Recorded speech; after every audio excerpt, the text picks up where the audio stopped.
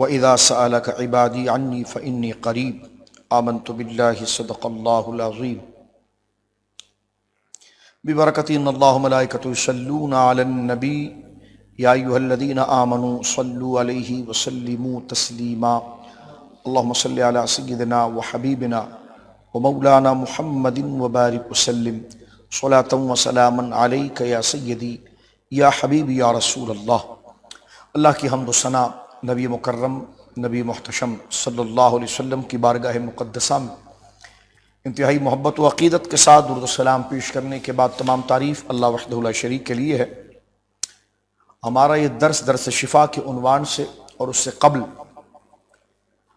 حضرات انبیاء کرام علیہم رضوان کی مخصوص دعاؤں کے ذکر کے حوالے سے اور اس کے ضمن میں تاریخی اور شرعی پہلو کو ذکر کرنے کی ہم سعادت حاصل کر رہے تھے۔ کل کا درس جو تھا وہ حضرت ابراہیم علیہ نبینا علیہ السلام کی کہ دعا کے حوالے سے تھا، اور سیدنا ابراہیم علیہ نبینا علیہ السلام کے جو منقبت اور جو کمال اللہ رب العالمین نے قرآن مجید میں ذکر فرمائے ان کے احاطے سے متعلق تھا۔ آج ہم مختصر درس کریں گے، چند مصروفیت کی بنا پر ناغہ نہ ہو اس لیے آپ کی خدمت میں ہم حاضر ہیں، اور آج چند ضروری باتیں جو ہے وہ اس درس کے حوالے سے میں نے چاہا کہ آگے کے درس کو مزید کنٹینیو کرنے سے پہلے، کیونکہ دعاؤں کا سلسلہ چل رہا ہے موجودہ صورتحال کے اندر، کیونکہ رمضان شریف کا مہینہ دعا کا مہینہ ہے، اور موجودہ صورتحال میں ہر شخص ہی اللہ رب العالمین کے حضور دعاؤں کے لیے ملتجی ہے، لیکن دعاؤں میں یہ لازم ہے کہ ہمیں آداب دعا آئیں۔ اللہ رب العالمین جل وعلا کی بارگاہ کے آداب مانگنے کا طریقہ، کیا مانگیں، کن لفظوں میں مانگیں، کیا مانگنا چاہیے اور کس طرح مانگنا چاہیے، یہ ایک بنیادی چیز ہے، اور یہ یقیناً ہمیں قرآن مجید سے اور نبی کریم علیہ السلام کی سنت ہی سے پتہ چل سکتا ہے، تاکہ جو تقاضۂ عبدیت ہے اور مقام معبوبیت کے مقام کو جاننے کے لیے، اس کی معرفت کے لیے یقیناً یہی سہارا ہے۔ قرآن مجید میں جو انبیاء کرام کے قصص اور واقعات ذکر کیے گئے ہیں، اور اس کے ضمن میں جو ان کی التجائیں اور دعائیں ہیں، اس میں کئی بلکہ تمامی معاملہ ایک شرعی تعلیم کا ہے، اس میں اخلاق، آداب، طریقہ، رویہ ہمیں حاصل ہوتا ہے۔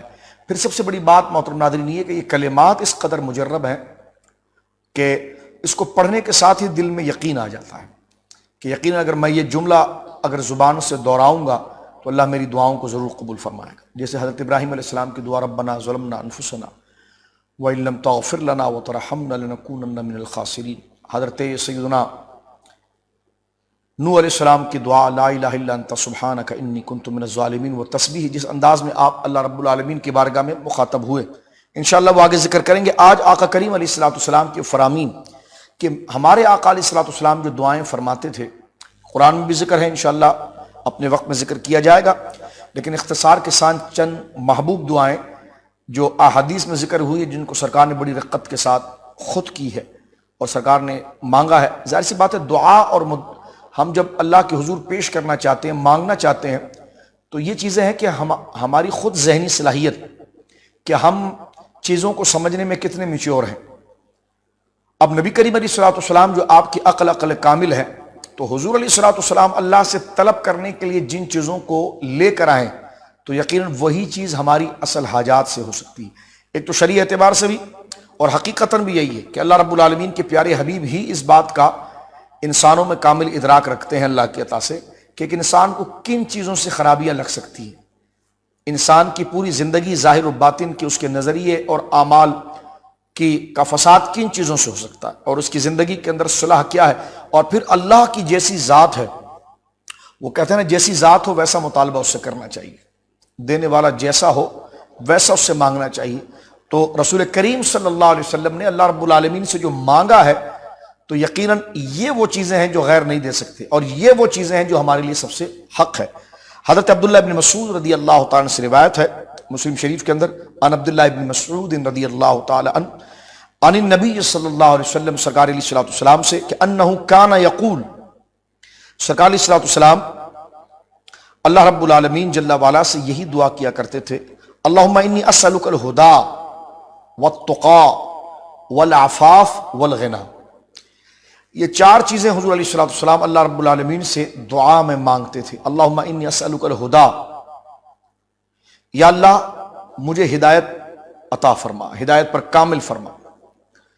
اے اللہ ہم تجھ سے سوال کرتے ہیں ہدایت کا، والتقا تقوی کا، والعفاف پاک دامنی کا، والغنا تونگری کا، یعنی مالداری کا ہم تجھ سے سوال کرتے ہیں. اب اس دیکھیں ایک دعا کے اندر چار چیزیں مانگی. اللہم انی اسألک الہدی والتقا والعفاف والغنا. یا اللہ ہم تجھ سے سوال کرتے ہیں ہدایت کا. یہاں ہدایت سے مراد صحیح عقیدہ ہے اور ایمان ہے. پھر ہم تجھ سے سوال کرتے ہیں تقوی کا. تقوی کے اندر جو ذکر کیا گیا اس سے مراد نیک اعمال ہیں. ہدایت کے اندر عقیدہ آ گیا، تقوی میں اعمال آ گئے. فرمایا والعفاف، ہم تجھ سے پاک دامنی کا سوال کرتے ہیں. اب پاک دامنی اور عفاف کا لفظ اتنا جامع ہے کہ جتنی برائیاں سب سے بچ جاؤں. اب آپ جھوٹ کہیں، لفظ کہیں، چوری کہیں، فلاں بدکاری کہیں، ایک ایک کو الگ الگ کر کے ذکر کریں کہ میں اس سے بھی پناہ چاہتا ہوں، اس سے بھی پناہ چاہتا ہوں، اس سے بھی پناہ چاہتا ہوں. آقا کریم علیہ الصلوۃ والسلام نے ایک جملہ ارشاد فرمایا والعفاف، میں تجھ سے پاک دامنی کا سوال کرتا ہوں. تو پاک دامنی کا یہ لفظ ذکر کرنا اس سے مراد یہی ہے کہ برائیوں سے، وہ برے کام جو اخلاق سے گرے ہوئے میں اس سے تیری پناہ مانگتا ہوں. تو اللہم انی اسألک الہدی والتقا والعفاف، میں تجھ سے ہدایت کا سوال کرتا ہوں یعنی عقیدے اور ایمان کا سوال کرتا ہوں. والتقا، میں تجھ سے تقوی کا سوال کرتا ہوں یعنی نیک اعمال کا سوال کرتا ہوں. والعفاف، اور میں تجھ سے پرہیزگاری کا سوال کرتا ہوں یعنی برائیوں سے بچنے کا سوال کرتا ہوں. اور آخر میں فرمایا والغنا، اور میں تجھ سے تونگری کا سوال کرتا ہوں کہ میں مخلوق کا محتاج نہ ہو جاؤں. اس کو ذرا آپ تسلی سے سوچیں گے تو مجھے بتائیے اس میں سے کون سی چیز ہے جو ہماری بچ گئی ہے. یہ ساری کائنات ہماری سمیٹ کر جو ہے وہ ان چار جملوں کے اندر آ جاتی ہے. میں دوبارہ ذکر کرتا ہوں، اللہم انی اسألک الہدی والتقا والعفاف والغنا. یہ دعا یاد ہونی چاہیے، اور حضور علیہ الصلوۃ والسلام کی مبارک زبانوں سے نکلی ہوئی دعا ہم ایک ایک کر کے یاد کریں اور اپنی دعاؤں کا معمول بنائیں کہ جب ہم دعا کریں، کیونکہ عربی زبان ہے، اللہ کو پسند ہے. اللہ کو پسند اس لیے کہ اس کے محبوب کی زبان ہے. اللہ کی زبان عربی نہیں، محبوب کی زبان عربی تھی، اس لیے قرآن بھی عربی میں آیا، بات بھی اللہ رب العالمین نے عربی میں فرمائی. تو یہ دعا دیکھیے کہ جس کو میں نے آپ کی خدمت میں ذکر کرنے کا شرف حاصل کیا. ایک دعا یہاں پر راوی یہ کہتے ہیں، حضرت انس بن مالک رضی اللہ تعالیٰ کہتے ہیں قال کان اکثر دعاء النبی صلی اللہ علیہ وسلم، میں نے ہمیشہ حضور کو یہ دعا مانگتے ہوئے دیکھا. اکثر حضور علیہ الصلوۃ والسلام کو میں نے یہ دعا مانگتے ہوئے دیکھا ہے، اللہم آتنا فی الدنیا حسنہ وفی الآخرۃ حسنہ وقنا عذاب النار. قرآن کریم میں اس کے الفاظ آتے ہیں ربنا آتنا فی الدنیا. حضور علیہ الصلوۃ والسلام نے پڑھا ہے اللہم آتنا. اس لیے اس کا طریقہ علماء نے یہ لکھا ہے کہ دونوں کو ملا کر آپ پڑھ لیں کہ اللہم ربنا آتنا فی الدنیا، تاکہ ربنا کا لفظ جو ہے یہ قرآن کریم میں ذکر کیا گیا ہے، اور حضور علیہ الصلوۃ والسلام نے اکثر جو یہ دعا فرمائی ہے اللہم آتنا فی الدنیا حسنہ وفی الآخرۃ حسنہ وقنا عذاب النار. تو یہ قبولیت کے لیے مرجع ہے، اور اس کا معنی یہ کہ اے اللہ، اللہم آتنا فی الدنیا حسنہ، الہی اے اللہ ہم کو دنیا کی بھلائی دے دے اور آخرت کی بھلائی دے دے اور ہمیں آگ سے بچا لے. حضور علیہ الصلوۃ والسلام کی خدمت میں ایک شخص حاضر ہوا تھا اور اس نے سرکار علیہ الصلوۃ والسلام سے کہا کہ مجھے آپ دعا دیں. سرکار نے یہ دعا پڑھی ربنا آتنا فی الدنیا حسنہ وفی الآخرۃ حسنہ. اس نے کہا کچھ اور دیں. حضور نے فرمایا سب تو آ گیا اس کے اندر. حسنہ کے اندر ہر بھلائی آ گئی، مال بھی آ گیا، صحت بھی آ گئی، علم بھی آ گیا، دل و دماغ کا امن بھی آ گیا، بچوں کے اچھے نصیب بھی آ گئے، سہولیات بھی آ گئی، معاملات بھی آ گئے، اور آخرت کی بھی آ گئی، عذاب قبر سے نجات بھی آ گیا، میدان محشر کی وحشت بھی آ گئی، حضور علیہ الصلوۃ والسلام کے اس سے تحفظ ہو جائے آ گیا، حضور علیہ الصلوۃ والسلام کی شفاعت مل جائے، ہم میدان محشر میں پیاسے نہ ہوں اور آب کوثر کا جام ہمیں مل جائے. تو گویا کہ اس حسنہ کے اندر تمام چیزیں آ گئی اور اللہ رب العالمین نے اس دعا کو پسند فرمایا. اور صحابی کہتے ہیں کہ سرکار کی اکثر دعائیں نبی صلی اللہ علیہ وسلم، سرکار کریم علیہ الصلوۃ والسلام کی اکثر دعاؤں میں سے کہ اللہم آتنا فی الدنیا حسنہ وفی الآخرۃ حسنہ وقنا عذاب النار. حضرت سیدنا صدیق اکبر رضی اللہ تعالیٰ عنہ سے ایک حدیث پاک ہے جامع ترمذی شریف کے اندر، وہ بھی میں دعا کے حوالے سے آپ کی خدمت پیش کرنا چاہتا ہوں. سیدنا صدیق اکبر رضی اللہ تعالیٰ عنہ اس کے راوی ہیں، کہتے ہیں کہ عن ابی بکر رضی اللہ عنہ قال قام رسول اللہ صلی اللہ علیہ وسلم علی المنبر ثم بکا. اللہ اکبر. حضرت سیدنا صدیق اکبر رضی اللہ تعالیٰ عنہ کہتے ہیں کہ حضور علیہ الصلوۃ والسلام ممبر پر جلوہ گر ہوئے اور سرکار پر اپنی امت کی مغفرت کے لیے اللہ کی حضور حاضری کی کیفیت طاری ہوئی اور حضور رونے لگے. ثم بقا، قیام کی حالت میں حضور علیہ الصلوۃ والسلام رونے لگے، کیونکہ سرکار علیہ الصلوۃ والسلام اپنی امت کے غم میں روتے ہیں. بخاری شریف کی حدیث بھی ہے، مسلم شریف کی حدیث ہے. تو وہ کیفیت حضور علیہ الصلوۃ والسلام کی شفقت و مہربانی کی کہ حریص علیکم بالمؤمنین رؤوف الرحیم. فرمایا لقد جاءکم رسول من انفسکم عزیز علیہ ما عنتم. اپنی امت کا ہمارے حبیب کے لیے مشقت میں رہنا گوارا نہیں ہوتا، اور وہ مسلمانوں کے انتہائی خیر خواہ ہیں اور مسلمانوں پر انتہائی رحم فرمانے والے ہیں، دلی شفقت کرنے والے ہیں. حضرت سیدنا صدیق اکبر کہتے ہیں رضی اللہ تعالی عنہ کہ قام رسول اللہ صلی اللہ علیہ وسلم علی المنبر ثم بکا.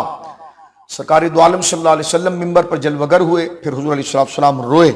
فقال، پھر حضور نے کہا صلی اللہ العفو والعافیہ فإن احدا لم یعطا بعد الیقین خیرا من العافیہ. رواہ ترمذی. حضور علیہ السلام ممبر پر جلوہ گر ہوئے اور آپ روئے تو آپ نے فرمایا کہ اللہ سے معافی مانگو اور امن مانگو، کیونکہ کسی کو ایمان کے بعد امن سے بہتر کوئی نعمت نہیں ملی، یعنی عافیت سے بغیر. سرکار کا یہ معمول تھا کہ سرکار دعا عافیت کی فرماتے تھے. عافیت کا معنی ہے امن. یہ ایک لفظ، جس طرح حسنہ ایک ہے کہ ایک لفظ کہہ کر ساری چیزیں مانگ لی، اسی طرح سرکار علیہ السلام اللہم انی اسألک العفو والعافیہ.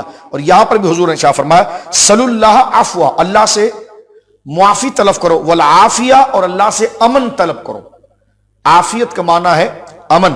اللہ رب العالمین جل وعلا سے امن، کہ دنیا کے اندر فتنوں سے امن، پریشانی سے امن، صحت کے محفوظ ہونے کا معاملہ، یہ تمام چیزیں عافیت کے اندر آتی ہے.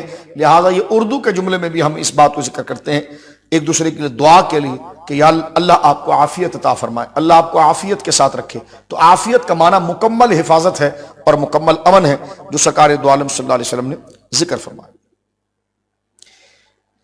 ایک دعا آقا کریم علیہ الصلوۃ والسلام کی سرکار فاروق اعظم رضی اللہ تعالیٰ سے ہے کہ ان عمر بن خطاب رضی اللہ تعالیٰ کان النبی صلی اللہ تعالیٰ علیہ وسلم اذا انزل علیہ الوحی سمع عند وجہہ دوی کا دوی النخل. حضرت سیدنا فاروق اعظم رضی اللہ تعالیٰ کہتے ہیں کہ نبی کریم علیہ الصلوۃ والسلام پر جب وحی اترتی تو آپ کے چہرے انور کے پاس شہد کی مکھیوں سی بن بنہٹ آنا لگتی، کیونکہ وحی کی ایک آواز جو حضور پر آ رہی ہے، لیکن وہ آواز نہیں، اس میں میسج ڈیلیور ہو رہا ہے، اسی میں الفاظ آ رہے ہیں، اسی میں معنی آ رہا ہے. مستدرک کے اندر روایت موجود ہے کہ بلکہ مسلم شریف میں موجود ہے، کتاب الحج میں غالباً موجود ہے کہ ایک شخص سرکار علیہ الصلوۃ والسلام حج میں تھے، احرام کیا، سرکار علیہ الصلوۃ حج کے لیے روانہ ہوئے تھے. ابھی یا حج ہو چکا تھا، حج کے بعد ایک شخص موجود تھا اور اس نے حضرت فاروق اعظم کو یہ کہہ دیا تھا کہ مجھے ذرا یہ بتائیے گا کہ جب سرکار علیہ الصلوۃ والسلام پر وحی آتی ہے تو کیا کیفیت ہوتی ہے. احرام کو اتارنے کے بعد یہ بات تھی. سرکار علیہ الصلوۃ والسلام پر جب وحی کی وہ کیفیت طاری ہوئی تو صحابہ نے آپ کے سر مبارک پر چادر ڈال دی تھی. فاروق اعظم نے اس بندے کا سر پکڑ کر ایک سرکار کے پہلو سے اس چادر کے اندر کیا تو اس نے دیکھا کہ حضور علیہ السلام لمبی لمبی سانس لے رہے ہیں. سانس کو کھینچ کر لینا، جس طرح ذکر خفی کے اندر صوفیہ کا طریقہ ہے کہ کھینچ کر سانس لینا، تو کھینچ کر سانس لینا، تو وہ گھبرا گیا. سرکار علیہ السلام کا چہرہ سرخ ہو چکا تھا. تو گویا کہ یہ وحی کی کیفیات ہے. اور فاروق اعظم رضی اللہ تعالیٰ کہتے ہیں کہ میں نے جب حضور علیہ السلام پر وحی کا نزول ہونے والا ہوتا تو چہرے کے آثار سے پتہ چل جاتا تھا کہ اب وحی کا سلسلہ آنے والا ہے. کیونکہ وحی کی کیفیت یہ ہے کہ جب حضرت جبرائیل قرآن والی وحی لے کر آتے تھے، تو پھر یہ کیفیت اس لیے ہوتی تھی کہ تمام اصول قرآن میں اتقان دیکھ لیجئے، قرآن کی کوئی تفسیر دیکھ لیجئے کہ ان خلع عن صورت البشریت الى صورت الملکیت، حضور علیہ الصلوۃ والسلام ہمیں تو نظر آ رہے ہیں کہ سامنے موجود ہیں، لیکن علماء نے لکھا یہ کیفیت ایسی ہوتی تھی کہ بشری کیفیت سے نورانی کیفیت کی طرف منتقل ہونا ہے، اور یہ آواز کا ہونا، یہ سانسوں کا تیز ہونا، یہ تمام اس کیفیت میں تھا، یعنی جبریل کی شکل کے اندر اس سے ملاقات کرنا، نوری شکل کے اندر ملاقات کرنا۔ کچھ احمق یہ بھی کہتے ہیں کہ نبی کے اندر نورانیت کا کیا وصف ہے؟ میں نے کہا دیکھو، نور کی ضد ہے اندھیرا، تو اب تم نبی کو کیا کہو گے؟ کہ لگے جی نور کہیں گے، اندھیرا کہیں گے تو اسلام سے نکل جائیں گے۔ ہم نے کہا بالکل ٹھیک، نبی کو نور کہنے میں کیا چیز تعجب ہے؟ کیونکہ اندھیرا اور اجالا ایک جگہ جمع نہیں ہو سکتا، دو ضدیں ایک جگہ جمع نہیں ہو سکتی، تو نور کے اعتبار سے، اور نور اور بشر میں کوئی چیز ضد نہیں ہے، اس کے اجتماع میں، اس کے جمع ہونے میں کیا چیز محال ہے؟ ایک بات۔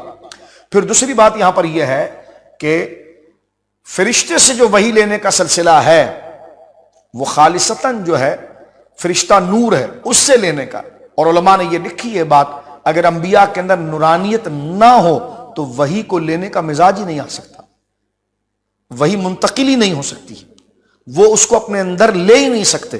تو لہٰذا امام سیوطی علیہ رحمت کی اگر اتقان اگر آپ دیکھیں گے تو بنیاد میں وحی کے اقسام کے اندر انہوں نے چیز کو لکھا ہے کہ اس کیفیت کو انخلا عن صورت البشریت الی صورت الملکیت۔ سرکار دو عالم صلی اللہ تعالی علیہ وسلم نے، ہم اختصار کرتے ہیں، حدیث بڑی طویل ہے، کہ یہ پھر فمکث ساعۃ، تھوڑی دیر جب وحی کا سلسلہ ختم ہوا تو سرکار علیہ الصلوۃ والسلام کی حالت جو تھی وہ اپنی جو معمول کی تھی، جب اس پر آئی تو حضور علیہ الصلوۃ والسلام رکے، اور پھر حال یہ ہو کہ فاستقبل القبلۃ، حضور نے قبلے کی طرف منہ کیا، چہرہ قبلے کی طرف فرمایا، ورفع یدیہ، اور اپنے ہاتھوں کو اٹھایا۔ بعض لوگ اس کے پیچھے بھی پڑے ہوئے جی ہاتھ اٹھا کر دعا کرنا بدعت ہے، تو میں نے کہا تم ہاتھ پیچھے کر کے باندھ کے دعا کرو گے، کیا کرو گے؟ یہ کس قسم کے سوالات؟ اللہ کے حضور عاجزی اور انکساری اور بھیک مانگنے کے طریقے کے لیے ہاتھ اٹھایا جائے؟ احادیث میں موجود ہے کہ ہاتھ کی ہتھیلیوں کا قبلہ جو ہے وہ آسمان ہے، کہ لیکن نہیں، ایک دفعہ حضور علیہ الصلوۃ والسلام نے نماز استسقاء میں ہاتھ اٹھا کر دعا کی تھی۔ میں نے کہا یہ نماز استسقاء کی بات تو نہیں ہے، یہ تو دوسری حدیث پاک یہاں پر جو ہے وہ شامل ہو گئی، اور جامع ترمذی مسند امام احمد کے اندر موجود ہے کہ سرکار پر وحی آئی ہے، سرکار نے قبلہ رو ہو کر اپنے ہاتھوں کو اٹھایا۔ کتنی ہر دفعہ بتاؤ؟ تو ہم نے کہا ہاتھ اٹھانے کو ہم واجب تھوڑی کہہ رہے ہیں کہ ہر دفعہ بتائیں، ہم کہہ رہے ہیں مستحب ہے، یہ دعا کے آداب میں سے، اور مستحب کے لیے حضور علیہ الصلوۃ والسلام کا، یا آپ علماء دیکھیے کہ شامی دیکھیے، دیگر اصول کی کتابوں کو آپ دیکھیے کہ مستحب کی تعریف میں یہی ہے کہ جس کام کو حضور علیہ الصلوۃ والسلام نے ایک دفعہ کیا ہو۔ اب حضور سے اگر اس کو بار بار بتائیں گے تو وہ تو سنت موقدہ ہو جائے گا، تو مستحب کہتے ہی اس کو ہیں جو سنت موقدہ سے نیچے درجے پر ہے، تو مستحب ہونے کی تعریف یہی کہ جس کو حضور علیہ الصلوۃ والسلام نے ایک دفعہ کیا یا اس کی ترغیب دلائی، بس کہ علماء نے تو اس میں توسع اتنی وسعت سے کام کیا ہے کہ اپنے وقت کے عالم ربانی اور نیک علماء بھی اگر کسی چیز کو پسند کر لیں تو مستحب ہو جاتا ہے۔ تو جو لوگ مستحبات پر مناظرے مباحثے کا شور مچاتے ہیں وہ اپنے اکابر کی کتابوں کو اس لیے پڑھ لیں کہ انہوں نے اپنی کتابوں کے اندر مستحبات کو کیا لکھا ہے۔ بلکہ جب ان سے پوچھا گیا یہ بات ضمن آ گئی کہ یہ جو خطبوں کے اندر، جمعے کے خطبے میں امام جو یہ جملہ کہتا ہے، 4 صحابہ کو سلام پیش کرتا ہے، ان کا ذکر کرتا ہے، خلفائے راشدین کا، تو یہ کیا ہے؟ کہنے لگے جی مستحب ہے، یہ مستحب ہے۔ اب میں یہ پوچھتا ہوں، مجھے یہ بتائیے جو اس کو چھوڑ دے، حضرت مجلد ثانی علیہ رحمت کو کسی نے کہا کہ جناب جو ہے کہ فلاں جگہ پر ایک بندے نے جمعے کا خطبہ دیا اور خطبے کے اندر اس نے خلفاء کو سلام پیش نہیں کیا، ان کا نام نہیں لیا، آپ بڑے جلال کے اندر آئے۔ اب ہے یہ مستحب، لیکن جو عقیدہ بیان ہو رہا ہے وہ ایمان کے لوازمات میں سے، یہی ہم بتا رہے ہیں کہ محفل میلاد کا منایا جانا یہ مستحب ہے، لیکن جو چیز اس کے ذریعے ڈیلیور ہو رہی ہے وہ تو اس بات کی توجہ کرنے کی ضرورت ہے۔ اب آپ دیکھیں، نہیں آپ مستحب پر ہمیشگی کرتے ہیں، کبھی کبھی چھوڑ دیا کریں اذان سے پہلے صلاۃ والسلام، ہم نے کہا کہیں ہوتا ہے کہیں نہیں ہوتا ہے، کہیں پر اذان سے پہلے ہوتا ہے کہیں اذان سے بعد ہوتا ہے، لیکن جہاں پر بھی ہوتا ہے یہ انڈرسٹوڈ ہے، یہ اذان کا حصہ نہیں ہے۔ دنیا جانتی ہے اذان اللہ اکبر سے شروع ہوتی ہے، اذان کے ایک مخصوص کلمے ہیں، درود پاک کا کوئی کلمہ مخصوص نہیں، کوئی اذان سے پہلے الصلاۃ والسلام علیہ یا رسول اللہ پڑھ رہا ہوتا ہے، کوئی صلی اللہ علیہ نبی امی والی صلی اللہ علیہ وسلم پڑھ رہا ہوتا ہے، تو وہ کلمات بدل رہے ہوتے ہیں۔ اگر یہ اذان کا حصہ ہو، اگر مانا ہوا ہوتا تو یہ کلمات کیوں بدل رہے ہوتے؟ سب ایک ہی پڑھ رہے ہوتے. ایک بات ذرا سمجھنے کی. لیکن اگر ایک شخص، اور دنیا جانتی درود درود ہے، اذان اذان ہے، کہ نہیں لوگ اس کو اذان کا حصہ سمجھ لیں گے، یہ مستحب ہے، مستحب پر ہمیشگی نہیں ہو سکتی. تو صحابہ کا نام خطبہ میں لینا یہ واجب ہے، یہ فرض ہے کہ یہ مستحب ہے. تو میں نے کہا کبھی آپ چھوڑتے ہیں اس کو؟ کوئی ایسی مسجد ہے جس میں خطبہ ہوتا ہے، اللہ کی حمد اور نبی پاک صلی اللہ علیہ وسلم درود کے بعد امام صاحب بیٹھ کے چلے جائیں، سارے مقتدی پکڑ لیں کہ بھائی آپ نے تو جناب کو خلفاء کا نام ہی نہیں لیا، آپ کا تعلق کہیں اور سے تو نہیں ہو گیا. تو اب آپ ذرا غور کیجئے کہ خلفاء راشدین کا نام جو خطبوں کے اندر لیا جا رہا ہے وہ مستحب ہی ہے، لیکن کبھی اس کو چھوڑا جاتا ہے؟ نہیں چھوڑا جاتا. لیکن اس کو پابندی سے کرنے کے باوجود آپ دیکھیے، اس کا یہ مطلب نہیں کہ وہ واجب اور ضروری ہے. تو جب خلفاء کے ذکر کے لیے آپ اتنا توسع اور اتنی کشادگی رکھتے ہیں تو کبھی خلفاء سے پوچھ لیں آپ کہ اللہ نے آپ کو نوازا کس کے ذریعے ہے، تو وہ کہیں گے سب حضور کے نالین کا صدقہ ہے. حدیث پاک کے جملے ہیں، ہم جلدی سے آگے بڑھتے ہیں، اور بڑے کامل جملے. فاستقبل القبلۃ، حضور سید عالم نے قبلے کی طرف چہرہ کیا، ورفع یدیہ، اور اپنے دونوں ہاتھ حضور نے اٹھائے، دعا کی. ہر چیز مخصوص نہیں، پھر ادھر نہیں اٹھائے تو وہاں نہیں اٹھائے. تو بھائی ہم نے کہہ دیا مستحب ہے، تو پھر آپ اس کے لیے کیا بات آپ کرنا چاہ رہے ہیں؟ اگر ہمیشہ اٹھائے، ہر جگہ اٹھائے، تو وہ واجب اور سنت موقعہ، اس کی نکیر اگر کیوں کہ جو نہ اٹھائے گا تو وہ گناہگار ہو جائے گا، تو وہ تو واجب کا درجہ ہوگا. تو مستحب ہے. اب آپ دیکھیں یہاں پر کہتے کہ نہیں، ایک دفعہ حضور علیہ الصلوۃ والسلام نے صرف جو ہے وہ نماز استسقاء میں اٹھائے، تو میں نے کہا یہاں بھی اٹھا لیے. یہ مثال یوں ہے جس طرح کے بعض لوگ جو ہے وہ حیات انبیاء کے قائل نہیں ہیں، تو ہم ان سے کہتے ہیں کہ بھائی آپ کیسے، کہنے کہ نہیں جب انتقال ہو جائے تو کوئی نہیں سنتا. ہم نے کہا یہ تو حضور نے خود حدیث میں فرمایا کہ عام مردہ نہلاتے وقت سنتا، کہاں بس اتنا سنتا. ہم نے کہا دوسری حدیث میں آیا کہ جب جنازہ اس کو لے کے جاتے وہ کہتا جلدی جلدی چلو، کہنے کہ ہاں بس اتنا سنتا. ہم نے کہا جب جنازہ رکھ دیا جائے تو وہ کہتا جلدی پڑھاؤ، کہا بس اتنا سنتا. اب قبر میں رکھ دیا جائے وہ جوتوں کا اتنا سنتا. تو میں نے کہا یہ اتنا تمہارے نزدیک اتنا ہے، ہمارے نزدیک اتنا بہت ہے. تو جب اتنا آپ مان کر مومن رہے تو کم سے کم تھوڑا اسی حکم کے اعتبار سے ہم نے توسع مان لیا، تو اس پر آپ اتنا شور نہ مچائیں. اب ذرا غور کیجئے اس بات کی طرف. نبی کریم علیہ الصلوۃ والسلام نے فاستقبل القبلۃ ورفع یدیہ، قبلے کی طرف چہرہ فرمایا اور اپنے دونوں ہاتھوں کو اٹھایا اور دعا کی، اللہم زدنا ولا تنقصنا، اے اللہ سب کو بڑھا دے، گھٹانا مت. یعنی جتنی نعمت تو نے عطا فرمائی اس کو بڑھانا ہی، گھٹانا کسی چیز کو نہیں. اب ایک ایک جملے میں دیکھیں کیا چیز آ رہی ہے. وَأَكْرِمْنَا وَلَا تُهِنَّا، اور عزت دینا، ذلیل کبھی نہ کرنا. عزت دے اور ہمیں ذلیل نہ کر. وَأَعْطِنَا وَلَا تَحْرِمْنَا، اور ہمیں تو عطا کر اور کبھی محروم نہ کر. اب آپ دیکھیں عطا میں سارا سمندر آ گیا، محروم نہ کر اس میں سب کچھ آ گیا. تو سامنے دیکھیے کسی چیز سے محروم نہ کر اور ہر چیز عطا فرما، ہر عزت عطا فرما، کوئی ذلت نہ دینا. آگے ارشاد فرمایا کہ وَآثِرْنَا وَلَا يُسِرْ عَلَيْنَا، یا وَلَا يُسِرْ عَلَيْنَا، یا اللہ ہمیں ترجیح دے لوگوں پر، ہمارے دشمن کو ہم پر ترجیح نہ دینا. یہ ارشاد فرمایا وَأَرْضِنَا وَأَرْضَ عَنَّا، ہم کو راضی کر اور ہم سے راضی ہو جا. یہ حضور علیہ الصلوۃ والسلام نے ذکر فرمایا. ثم انزل علی 10 آیات من اقامہن دخل الجنہ ثم قرأ افلح المؤمنون حتی ختم 10 آیات رواہ احمد. پھر سورہ المومنون، یہ آپ پھر اس پر سحری کے بعد ان آیات پر غور کیجئے گا. ہمارا درس آگے انشاءاللہ آئے گا تو ہم اس آیات کو ذکر کریں گے. سورہ المومنون کی جو 10 آیتیں ہیں نا، یہ حضور علیہ الصلوۃ والسلام نے پھر آخر میں تلاوت کی. ان 10 آیتوں میں ایک مسلمان کو کیسا ہونا چاہیے، اس کا کردار کیسا ہونا چاہیے، اس کا پورا ایک نصاب جو ہے وہ سورہ المومنون کی 10 آیتوں کے اندر ذکر کر دیا گیا. اور حدیث پاک کے اندر فاروق اعظم کہتے ہیں سرکار نے اس دعا کو ختم کرنے کے بعد آخر میں تلقین کے لیے جو ابھی یہ فرمانے فاروق اعظم کے اسی وقت جو ہے وہ جو حضور کو وحی آ رہی تھی وہ وحی یہی تھی، یعنی سورہ المومنون کی 10 آیت تھی اور کمال کا مضمون ہے. آپ کنز ایمان شریف اٹھائیے، ساتھ میں سعد اللہ فاضل کا حاشیہ ذرا دیکھیے اور سورہ المومنون یہ اپنی سحری کی ڈیوٹی لگائیے اور سوئیے گا نہیں نماز پڑھنے کے بعد، فجر کے بعد یا پہلے آپ بالکل اس کو جناب، آج کل تو موبائل میں قرآن پاک کا ایپ ہوتا ہے، واٹس آپ کے پاس آئی پیڈ ہے، ورنہ اصل مصحف شریف اٹھائیں تو نور لنا نور ہے، جس کو چھونا بھی عبادت ہے اور اس سے ایک دل میں لذت آتی ہے۔ آپ مطالعہ کیجئے، کیونکہ یہ مہینہ تعلیم کا ہے کہ اس میں حضور علیہ الصلوۃ والسلام نے کیا بات یہاں پر اس حوالے سے ذکر فرمائی ہے اور وہ کیا شانیں یہاں پر بیان کی گئی ہے۔ میں اگر اس کو بیان کر دوں تو دیکھیے 10 آیتیں۔ قد افلح المؤمنون، بے شک ایمان والوں نے فلاح حاصل کر لی۔ الذین هم فی صلاتهم خاشعون، دوسری آیت، جو اپنی نمازوں میں خشوع کرتے ہیں، دل لگاتے ہیں، اللہ کی یاد اور اس کے خوف کو دل پر اتنا طاری کرتے ہیں کہ دل کے اندر ایک نرمی، ایک کیفیت، دل کا جھکنا ان کی نمازوں کے اندر ہوتا ہے۔ والذین هم عن اللغو معرضون، اور جو بے ہدہ باتوں سے منہ موڑ لیتے ہیں، یہ تیسری علامت۔ والذین هم للزکاۃ فاعلون، اور جو اپنے باطن کو صاف ستھرا کر لیتے ہیں۔ اور اسی طرح آگے کی آیات ذکر کی گئی ہے اور یہ 10 کے قریب آیات یہاں پر نازل ہوئی ہے، اور اللہ رب العالمین جل وعلا نے آخر میں اس بات کو ذکر فرمایا کہ اولئک هم الوارثون، یقین یہی لوگ ہماری جنت کے اور ہماری رحمت کے بعد وارث ہیں۔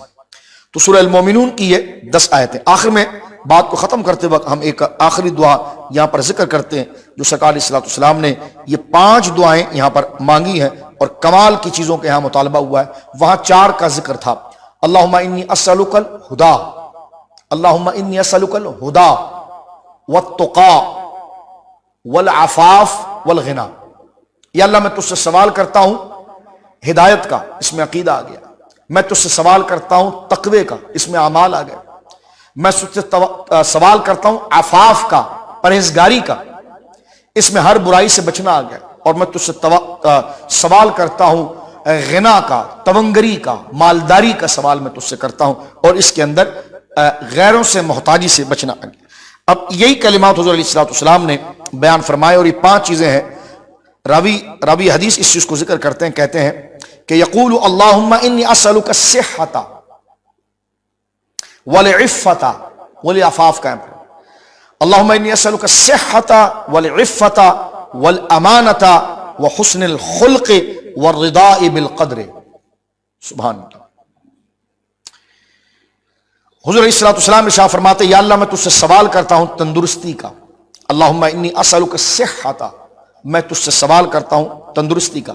ایک حدیث پاک مجھے یاد آئی، ایک مریض کی عیادت کے لیے حضور تشریف لے گئے تھے، اور جب گئے تو اس نے کہا یا اللہ مجھے جو قبر میں عذاب تو نے دینا ہے اور جو مجھے آخرت میں تو نے مجھے سختی دینی ہے، بس وہ مرنے سے پہلے مجھے بستر پر دے دے تاکہ میں اس سے فارغ ہو جاؤں اور قبر اور آخرت میری آرام کی ہو جائے۔ حضور نے فرمایا کیا کہہ رہے ہو؟ اللہ کے غضب کو کوئی سنبھال سکتا ہے؟ تم اللہ کے غضب کو دعوت دے رہے ہو، خود سوال اپنے لیے بد دعا کر رہے ہو کہ یا اللہ جو آخرت میں تو مجھے عذاب دے گا، مانا کہ ڈر کر تھا، لیکن علم تو حضور سے ملے گا نا، کئی جہالت ہم اپنی طرف سے کر دیتے ہیں، تو اسی لیے یہ آداب اس درس کے اندر گویا کہ ظاہر کیا جا رہا ہے میرے اور آپ کے سکھانے کے لیے۔ اس نے کہا کہ یا اللہ اتنی تکلیف یہاں پر ہے تو قبر کے اندر کیا ہوگا؟